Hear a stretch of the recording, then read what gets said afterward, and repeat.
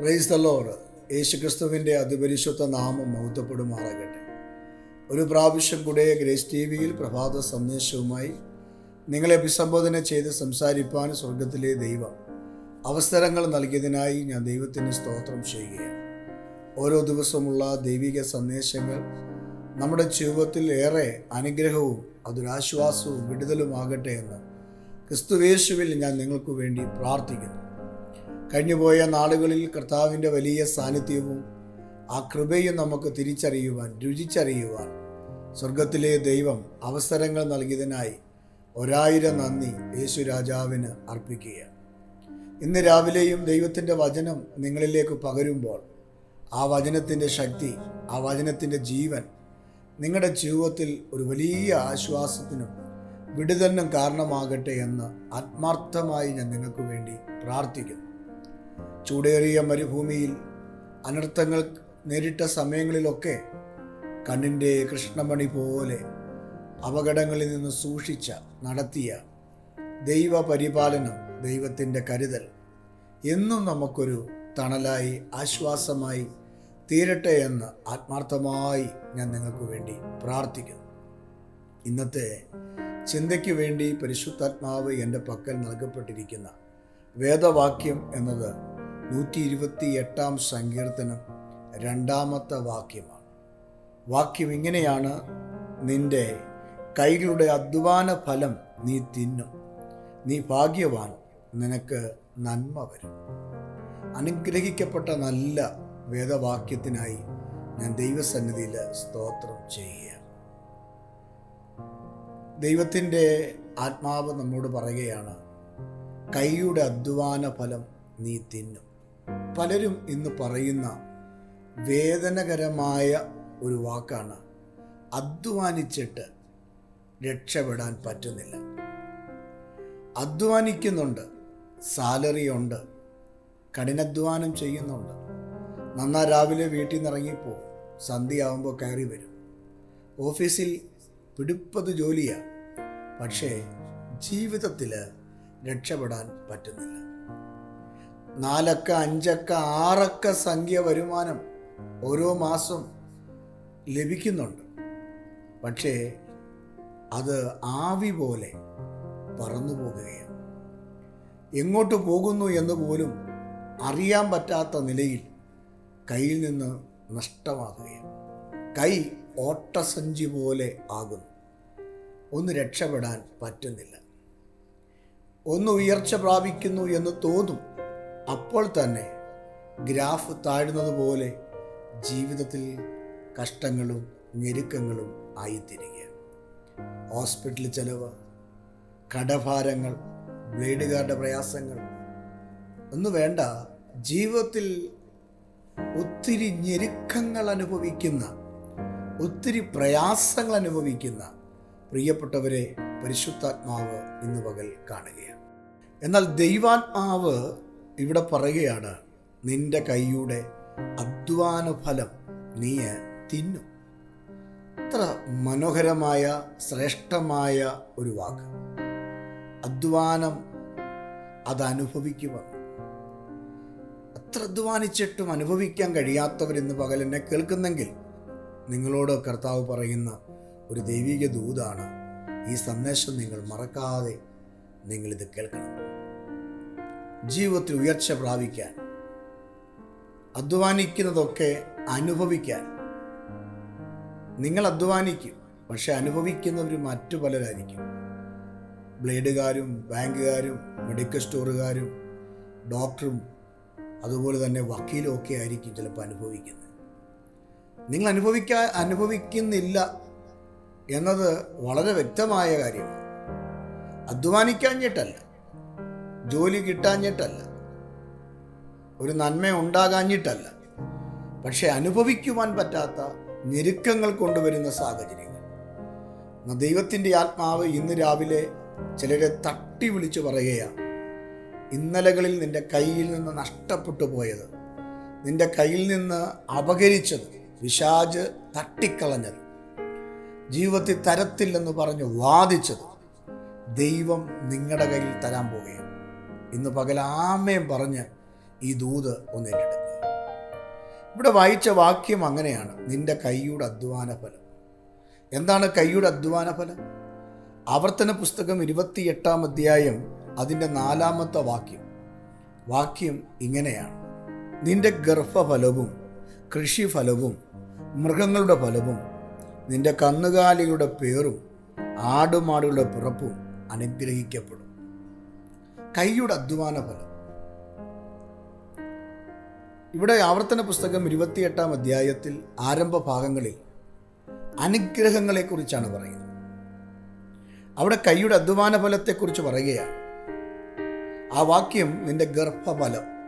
നിന്റെ ഗർഭഫലം എന്ന് പറയുമ്പോൾ നിന്റെ തലമുറകൾ, കൃഷിഫലം, നീ കഷ്ടപ്പെട്ടുണ്ടാക്കുന്ന കൃഷിഫലങ്ങൾ, മൃഗങ്ങളുടെ ഫലം, നിന്റെ കന്നുകാലികളുടെ ഫലം, പേറും പിറപ്പും എന്തു ചെയ്യും? അനുഗ്രഹിക്കപ്പെടും. നിന്റെ കൊട്ടയും മാവ് കുഴയ്ക്കുന്ന തൊട്ടിയും അനുഗ്രഹിക്കപ്പെടും. അപ്പോൾ നോക്കുക, അധ്വാന ഫലം എന്താണ്? നിന്റെ കൊട്ട, നിന്റെ തൊട്ടി, നിന്റെ മൃഗസമ്പത്ത്, നിന്റെ കൃഷിപ്പാടങ്ങൾ, ഇവയെല്ലാം അനുഗ്രഹിക്കപ്പെടുമെന്ന്. അനുഗ്രഹിക്കപ്പെടണമെങ്കിൽ എന്തു ചെയ്യണം?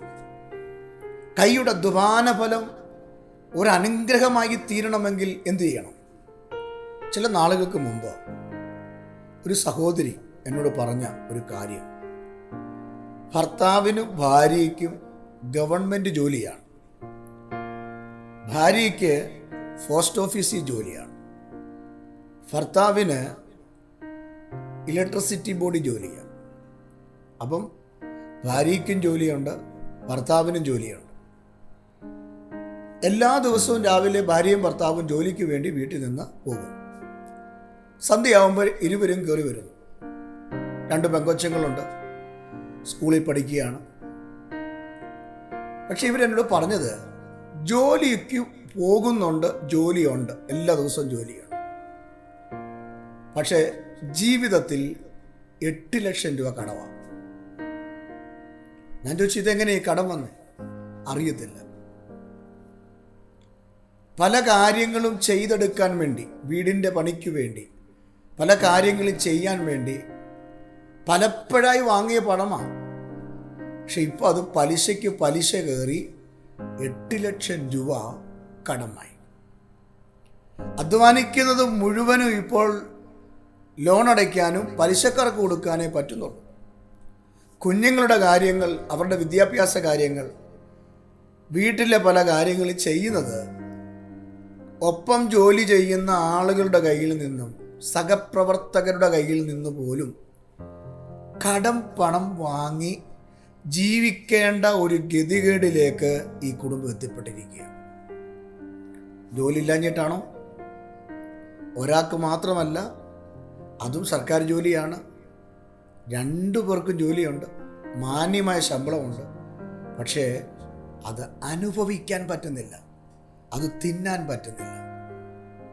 ഇതേ അർത്ഥത്തിൽ സങ്കീർത്തനത്തിൽ പറയുകയാണ്, നിന്റെ കൃഷിയുടെ നിന്റെ കൈയുടെ അധ്വാന ഫലം നീ തിന്നും എന്ന് പറയുമ്പോൾ, അധ്വാന ഫലങ്ങളെക്കുറിച്ച് ആവർത്തന പുസ്തകത്തിൽ പറഞ്ഞത് ഞാൻ എടുത്തു കാണിച്ചു.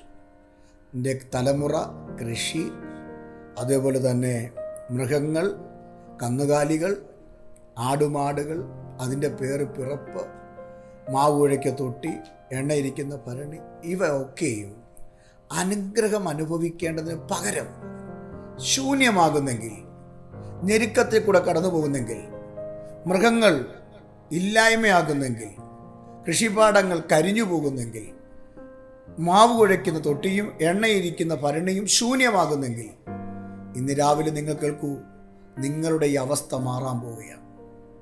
നിങ്ങളുടെ ഈ സാഹചര്യം മാറാൻ പോവുകയാണ്. ദൈവം നിങ്ങളുടെ നിലവാരങ്ങൾക്ക്, നിങ്ങളുടെ സാഹചര്യങ്ങൾക്ക് മാറ്റം വരുത്താൻ പോകുകയാണ്. ഈ വണ്ണം നിങ്ങളൊന്ന് പ്രാർത്ഥിച്ചു നോക്കാം. ഏത് നിലയിലാണ് പ്രാർത്ഥിക്കേണ്ടത്? എങ്ങനെയാണ് അധ്വാന ഫലം അനുഭവിക്കാൻ പറ്റുന്നത്? ചിലർ പറയാറുണ്ട്, പ്രാർത്ഥനയ്ക്കൊരു കുറവുമില്ല. മാസത്തിൽ 4 ദിവസം ഞാൻ ഉപവസിക്കും, ആഴ്ചയിൽ 1 വെച്ച്. ഞായറാഴ്ച തോറും എക്സ്ട്രാ ഉപവാസമാണ്. ലീവ് കിട്ടുമ്പോഴൊക്കെ ഫാസ്റ്റിംഗ് ഇരിക്കും, പ്രാർത്ഥനയ്ക്ക് പോകും, ഞായറാഴ്ച ആരാധനയ്ക്ക് പോകും, ദശാംശം കൊടുക്കും. പക്ഷെ ജീവിതത്തിൽ ശൂന്യത വിട്ട് മാറുന്നില്ല. ഒരു കാര്യം ചെയ്യണമെങ്കിൽ മറ്റൊരാളെ ഡിപ്പെൻഡ് ചെയ്യത്തക്ക നിലയിൽ, മറ്റൊരാളുടെ കയ്യിൽ നിന്ന് വാങ്ങി കാര്യങ്ങൾ ചെയ്യത്തക്ക നിലയിൽ, കടം വാങ്ങിച്ച് ചെയ്യത്തക്ക നിലയിൽ കൈയുടെ അധ്വാന ഫലത്തെ ശൂന്യമാക്കുന്നത് ഇന്ന് രാവിലെ കർത്താവ് അതിനെ ബ്രേക്ക് ചെയ്യാൻ പോവാ. വിശ്വസിക്കുന്നെങ്കിൽ ആമേൻ പറഞ്ഞ് ഈ ദൂത് ഏറ്റെടുക്കും. അപ്പൊ കൈയുടെ അധ്വാന ഫലം അനുഭവിക്കണമെങ്കിൽ ചില കാര്യങ്ങൾ നമ്മൾ ചെയ്യണം. അതിൽ ഒന്നാമത് ചെയ്യേണ്ട കാര്യമാണ് ഈ 128 സങ്കീർത്തനത്തിൽ അതിൻ്റെ 1-ാമത്തെ വാക്യത്തിൽ കിടപ്പുണ്ട്.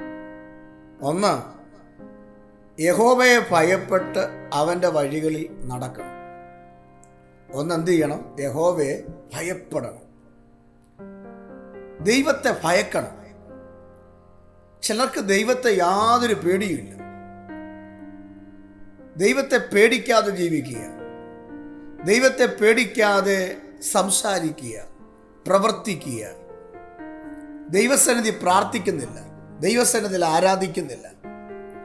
എന്നാൽ ദൈവത്തിൻ്റെ ആത്മ പറയുകയാണ്, നിന്റെ കൈയുടെ അധ്വാന ഫലം നീ അനുഭവിക്കണമെങ്കിൽ ഒന്നാമത് നീ ചെയ്യേണ്ടത് ദൈവത്തെ നീ ഭയക്കണം.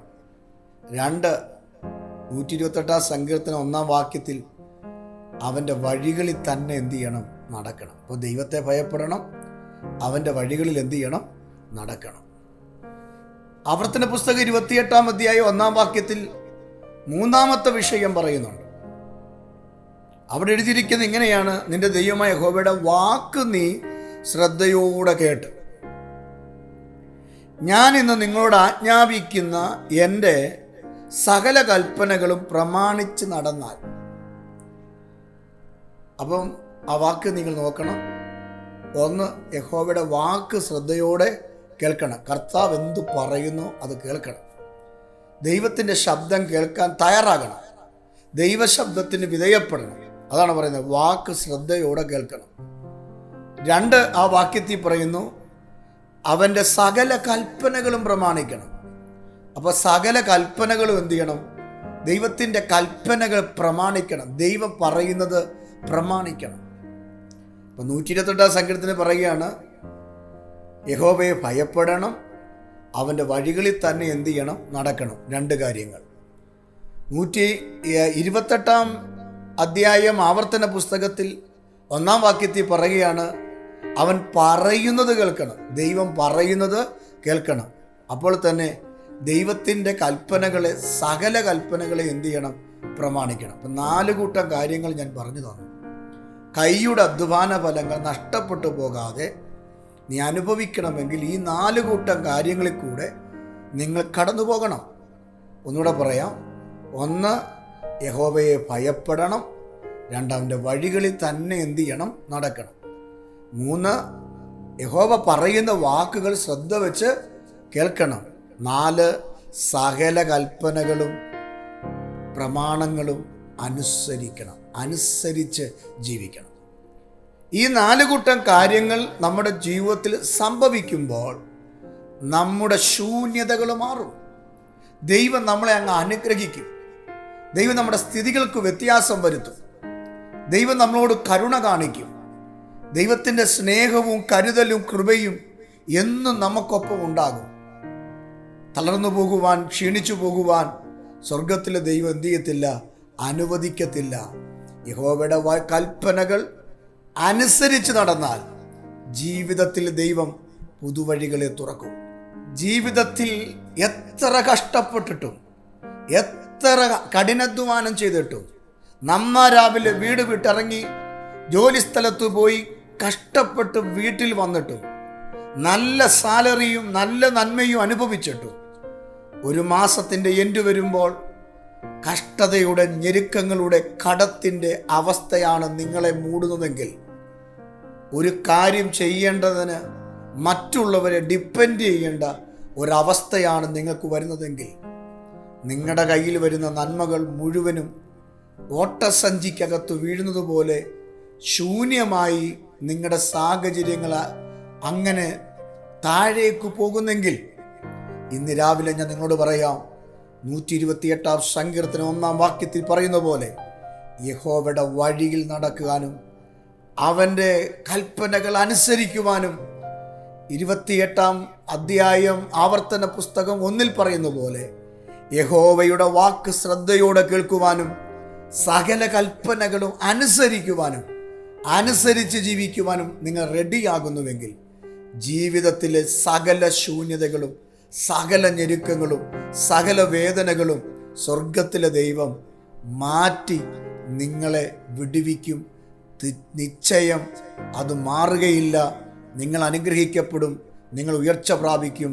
അത് വിശ്വസിക്കുന്നെങ്കിൽ ആമേൻ പറയും. ഇന്ന് രാവിലെ ആത്മമണ്ഡലത്തിൽ ഞാൻ വിളിച്ചു പറയുന്നു, നിങ്ങളുടെ കൈയുടെ അധ്വാന ഫലത്തെ ശൂന്യമാക്കുന്ന, അതിനെ ആവി പോലെ ഇല്ലായ്മ ചെയ്യുന്ന, ശൂന്യമാക്കുന്ന ഏതു പൈശാചിക മണ്ഡലങ്ങളും നിനക്കെതിരെ കൊമ്പ് കോർത്തു വന്നാലും, പിശാചിൻ്റെ തന്ത്രങ്ങൾ നിങ്ങൾക്കെതിരെ പരാജയത്തിൻ്റെ വാളുമായി നിങ്ങൾക്ക് നേരെ നിന്നാലും, നിങ്ങൾ യഹോവയെ ഭയപ്പെട്ട് അവൻ്റെ വഴികളിൽ നടക്കുന്ന ഒരു വ്യക്തിയാണെങ്കിൽ, അവനായി ആശ്രയം വയ്ക്കുന്ന ഒരു ജീവിതത്തിൻ്റെ ഉടമയാണ് നിങ്ങളെങ്കിൽ, ഒരു കാരണവശാലും ഈ ഭൂപരപ്പിൽ നിങ്ങൾ നിരാശപ്പെടില്ല, നിങ്ങൾ തളരില്ല, നിങ്ങൾ ക്ഷീണിക്കില്ല.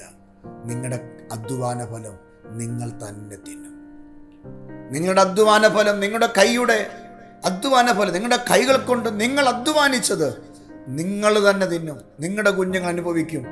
നിങ്ങൾ അനുഭവിക്കേണ്ടതിനെ, നിങ്ങളുടെ തലമുറ അനുഭവിക്കേണ്ടതിനെ ശൂന്യമാക്കുന്ന പൈശാചിക മണ്ഡലത്തിനകത്തുനിന്ന് ഒരു വലിയ വിടുതൽ ദൈവം നിങ്ങൾക്ക് വേണ്ടി കരുതുന്നു. വിശ്വസിക്കുന്നെങ്കിൽ ചേർന്ന് പ്രാർത്ഥിക്കാം. ഞാൻ നിങ്ങൾക്ക് വേണ്ടി പ്രാർത്ഥിക്കട്ടെ. ഒരു നിമിഷം കണ്ണടയ്ക്കാം. കർത്താവേ, ഞങ്ങൾക്ക് നൽകിയ നല്ല വചനത്തിനായി സ്തോത്രം. പലപ്പോഴും ഞങ്ങൾ ദൈവത്തോട് പറയുന്ന ഒരു കാര്യമാണ്, ഞങ്ങളുടെ അധ്വാന ഫലം അതനുഭവിക്കേണ്ടതുപോലെ അനുഭവിക്കുവാൻ കഴിയാതെ ഞങ്ങൾ തിന്നേണ്ടതിനെ മറ്റുള്ളവർ തിന്ന് പുഷ്ടിപ്പെടുമ്പോൾ ഞങ്ങൾ ക്ഷീണിതരായി പോകുന്ന ഒരു സാഹചര്യം. ഇന്ന് രാവിലെ ഈ വിഷയത്തിൽ ഒരു മറുപടി ഉണ്ടാകട്ടെ. ഈ വിഷയത്തിൻ്റെ മേൽ ദൈവത്തിൻ്റെ നീതി വെളിപ്പെടട്ടെ. അത്ഭുതത്തിൻ്റെ ദൈവത്തിൻ്റെ കരം ഞങ്ങൾക്ക് വേണ്ടി കർത്താവ് നീട്ടട്ടെ. സകല ദുഷ്ടശക്തികളിൽ നിന്നും, ബന്ധനങ്ങളിൽ നിന്നും, പൈശാചിക മേഖലകളിൽ നിന്നും ഈ ജനത്തെ കർത്താവ് വിടുവിക്കട്ടെ. ഇവരുടെ ജോലി അനുഗ്രഹമാകട്ടെ, അഭിവൃദ്ധി പ്രാപിക്കട്ടെ, ഉയർച്ച തന്നെ ഉണ്ടാകട്ടെ. ഇവരുടെ കൈയുടെ അധ്വാന ഫലം ഒരു വലിയ അനുഗ്രഹമായി മാറട്ടെ, ഒരു വിടുതലായി തീരട്ടെ. സ്വർഗം അങ്ങനെ ചെയ്തിരിക്കുന്നതിനായി സ്തോത്രം. ഞാൻ ഇവരെ പിതാവിൻ്റെയും പുത്രൻ്റെയും പരിശുദ്ധാത്മാവിൻ്റെ നാമത്തിൽ അനുഗ്രഹിച്ച് പ്രാർത്ഥിക്കുന്നു. ഇവർ ഒരു അനുഗ്രഹമാകട്ടെ, ഒരു വിടുതലാകട്ടെ, യേശുവിൻ നാമത്തിൽ തന്നെ. ആമേൻ, ആമേൻ. ദൈവം നിങ്ങളെ അനുഗ്രഹിക്കട്ടെ. നിങ്ങളുടെ അധ്വാന ഫലം നിങ്ങൾ തന്നെ തിന്നും. ആത്മാവി പ്രാർത്ഥിച്ചു. അത്ഭുതത്തിൻ്റെ കരം നിങ്ങളുടെ കൂടെയുണ്ട്. ഈ വചനം നിങ്ങൾക്കൊരാശ്വാസമാകട്ടെ. ആമേൻ. ഈ സന്ദേശം നിങ്ങൾക്ക് അനുഗ്രഹമാകുന്നുവെങ്കിൽ നിങ്ങളുടെ സഹോദരങ്ങൾക്കും സുഹൃത്തുക്കൾക്കും ഷെയർ ചെയ്യുക. ഓരോ ദിവസവും ഗ്രേസ് ടിവിയിൽ ലഭിക്കുന്ന പ്രഭാത സന്ദേശം നിങ്ങളുടെ മനസ്സിന് ആനന്ദവും ആത്മനിറവും നൽകട്ടെ എന്ന് പ്രാർത്ഥിക്കുന്നു. ഈ ശുശ്രൂഷ നിങ്ങൾക്ക് മുടങ്ങാതെ ലഭിക്കുവാൻ ആഗ്രഹിക്കുന്നുവെങ്കിൽ ഗ്രേസ് ടിവിയുടെ യൂട്യൂബ് ചാനൽ സബ്സ്ക്രൈബ് ചെയ്ത് തൊട്ടടുത്ത ബെൽ ബട്ടൺ കൂടി അമർത്തുക. ഓരോ ദിവസത്തെയും നോട്ടിഫിക്കേഷൻ നിങ്ങൾക്ക് ലഭിക്കുന്നതാണ്. നിങ്ങളുടെ പ്രാർത്ഥനാ വിഷയങ്ങളും അഭിപ്രായങ്ങളും അറിയിക്കുവാൻ ഞങ്ങളെ വിളിക്കേണ്ട നമ്പർ 7559068791. ദൈവം നിങ്ങളെ ഏവരെയും അനുഗ്രഹിക്കുമാറാകട്ടെ.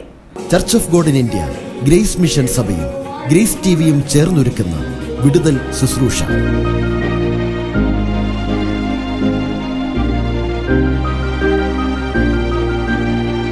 എല്ലാ ബുധനാഴ്ചയും പകൽ 11 മണി മുതൽ 1:30 വരെ നടക്കുന്ന ശുശ്രൂഷയിൽ പാസ്റ്റർ റെനി ഇടപ്പറമ്പിൽ ശുശ്രൂഷിക്കുന്നു.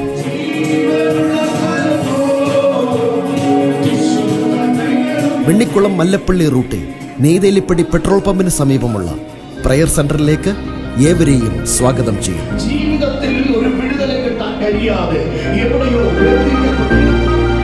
ആത്മനിറവിലുള്ള ആരാധന, പ്രവചന നിറവിലുള്ള ശുശ്രൂഷ, ആഴമായ ദൈവവചനം. യേശുക്രിസ്തു നിങ്ങളുടെ കണ്ണുനീർ തുടയ്ക്കും.